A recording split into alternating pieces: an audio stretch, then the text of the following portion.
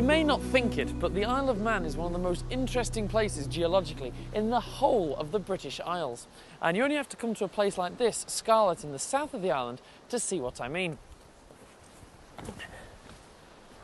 The main rock here is limestone, formed around 330 million years ago, when the Isle of Man was way south of here, near the equator. And I bet you some days you wish it was still there. Like the rest of the Earth's crust, the island has been constantly moving and reforming. And as the area drifted northwards towards where it is today over hundreds of millions of years, the layers of rocks were twisted by the huge forces involved, and you can see the results of that here at Scarlett. When this rock was formed, there was little actual land above water.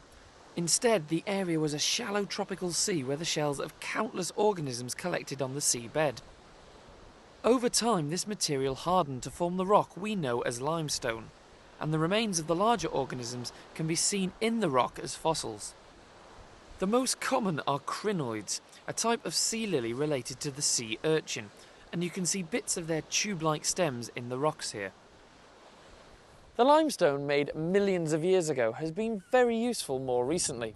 It quarries easily and is an excellent building material, and in fact, much of nearby Castletown is built from limestone that was quarried from right here. Castle Rushen dominates the town, and like many buildings around it, is made of limestone from the Scarlett quarries. Nearby, King William's College is also built from this distinctive grey stone. You can burn the stone as well and get a powder which farmers like to spread on the land as fertiliser, lime. Here at Scarlett are the remains of huge lime kilns that were used for that purpose. And just over there was a jetty where boats would pull in and take away the stone for building, and the lime for farmers. But there's much more to see here than just some old limestone, because this is lava. When the limestone was forming underwater, there were often volcanic eruptions, and this lava wall is the remains of one of them. It's an extraordinary landscape, and it's got some interesting features. If you look closely at this rock, you can see tiny vesicles, small holes where bubbles of gas were released in the molten lava. And here you can see that as the lava was flowing, it has carried along pieces of other rocks which have been set into it, like currants in a cake. The most striking feature is what is known as the stack. This was a plug of lava in one of the vents of the volcano which, when it cooled, formed into columns of basalt, one of the types of volcanic rock. And there's even more here.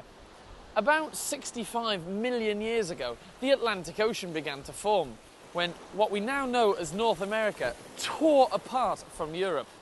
The Earth's crust cracked and molten magma began to flow up. And this is one of those cracks. They're called dikes. And if you're wondering why there's no magma in this dike, it's because the sea has eroded it all away. But the huge upheaval between America and Europe has left other scars on the island, which are quite extraordinary.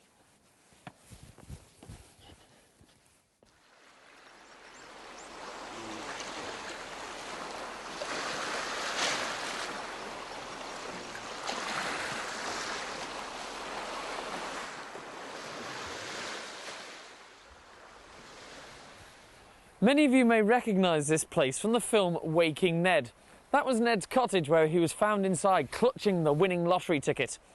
But what you might not know is that down here you're very close to America. This is a very exciting spot for geologists because this is where two continents collided. And round here there is a fracture in the rock that marks the spot.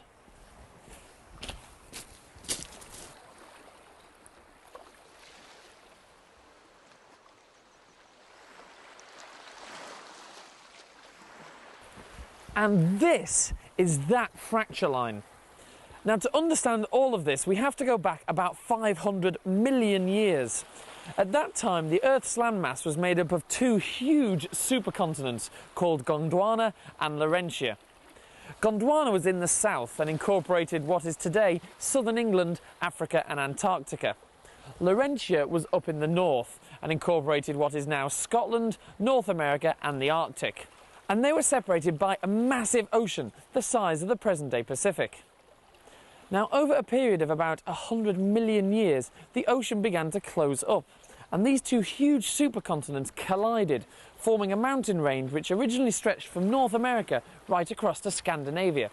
And believe it or not, this fracture line is where the two continents met.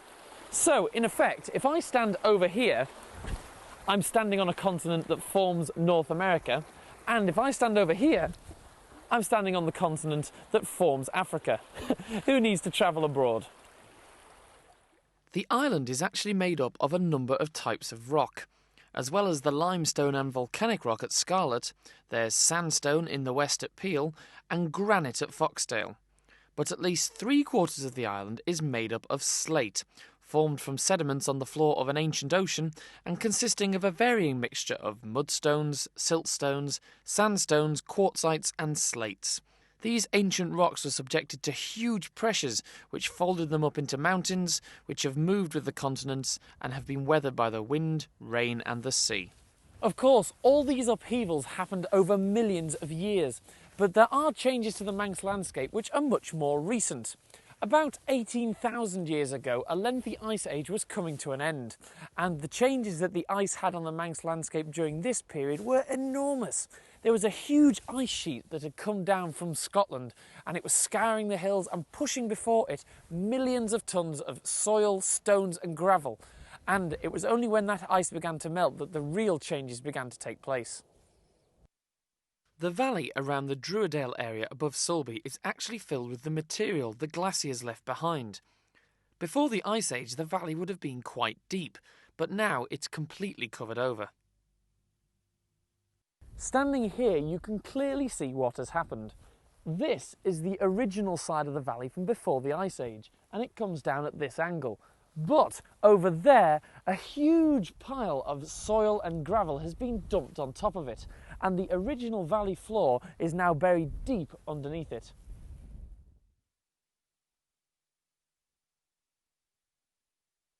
Thousands of years of rain and the action of the rivers are eroding the soils, and if you follow the river you can see how it is cutting into the deposits down to the original valley floor.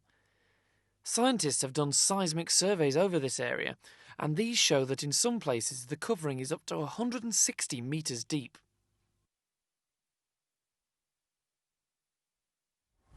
The Great Ice Age did something even more dramatic for the Isle of Man. It made it bigger.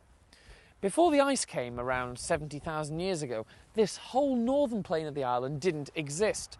And if the sea level then was the same as it is now, which it probably was, then this line of hills would have marked the coastline, and the sea would have been lapping up at their base.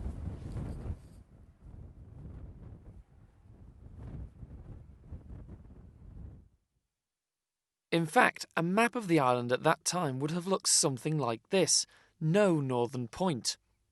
After the ice retreated, it left behind so much material that 10,000 years ago, the island probably looked something like this. Nowadays, the familiar shape of the island is like this, so clearly some of it has disappeared since the last ice age. That disappearance of part of the land is probably the most fascinating part of the island's recent history, and it's beginning to have a dramatic effect on the people who live on this northern plain. So let's find out more about that.